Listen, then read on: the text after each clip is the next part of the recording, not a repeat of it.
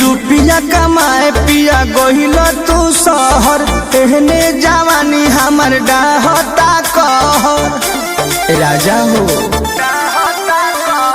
रुपया कमाए पिया गहिल तू शहर, एहने जवानी हमर डाहता कहर।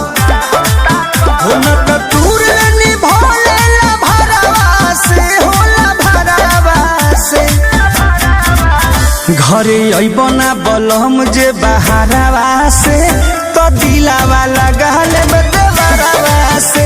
घरे अइबना बलम जे बहारवा से,